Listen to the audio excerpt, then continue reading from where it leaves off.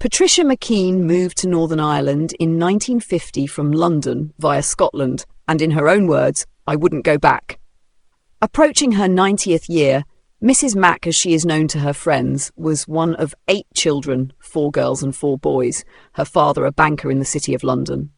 War saw the family evacuated to Scotland, but the young Patricia was not to know that the conflict would shape her future in ways she could never imagine.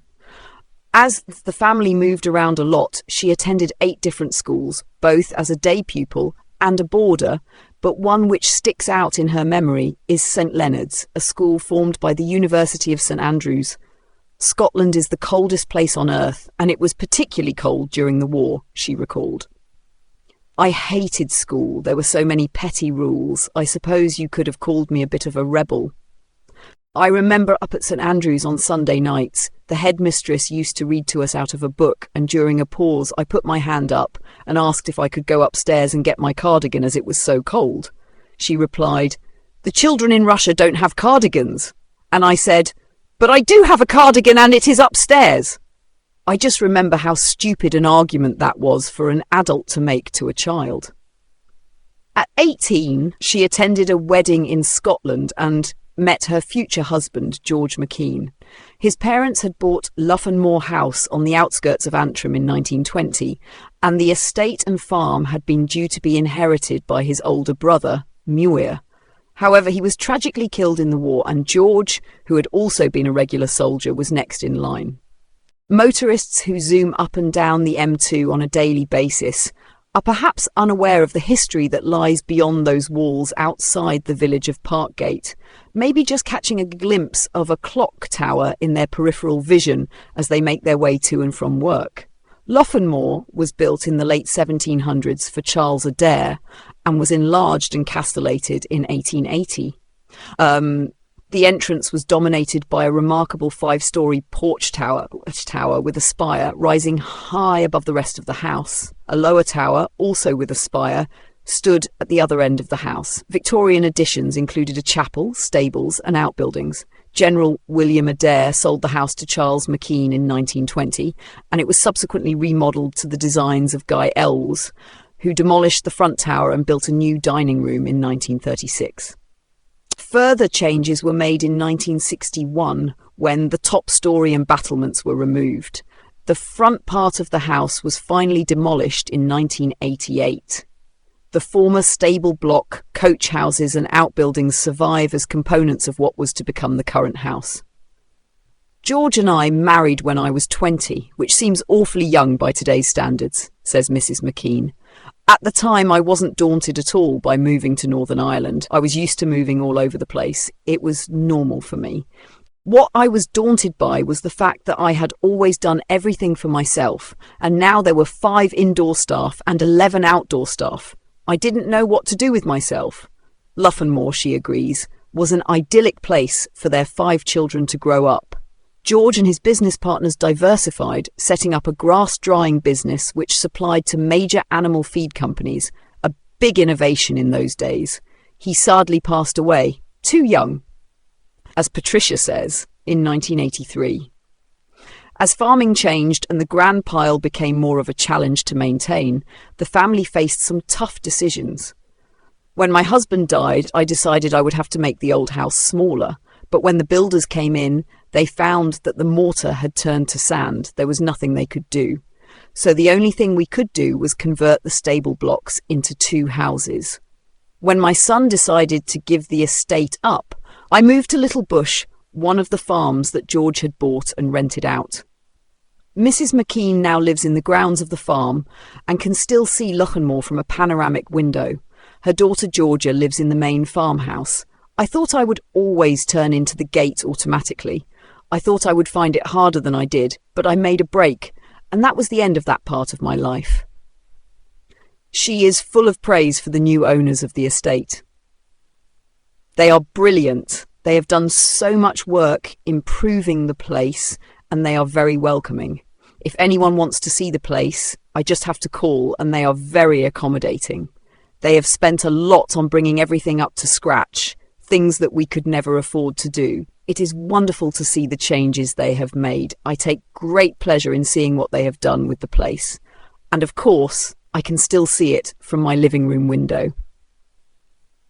It is most important to me that Loughanmore is loved and cared for.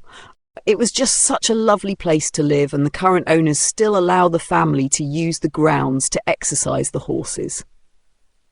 The present owner is involved in racing, opening the estate for point-to-point meetings and cross-country events, and Patricia's own family still have an important equine interest just outside the gates of the estate, Sweet Wall Stud. Sweet Wall is the name of the road on which the stables sit. Whether it is named after the wall which surrounds the estate, a racehorse or a sweet well, that's Mrs. MacKean's theory, has never been proven. George's father Charles owned and bred racehorses, but after the war, George decided to give up ownership, and it wasn't until 1985 the family got back into thoroughbred breeding again.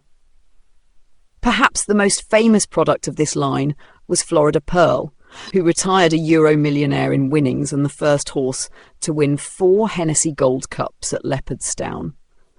Georgia helped revive the family tradition, and her daughter Luca has now taken on the mantle as the 4th generation of the family, making their name in the horse world through eventing and dressage, with both mother and daughter enjoying huge success nationally and internationally.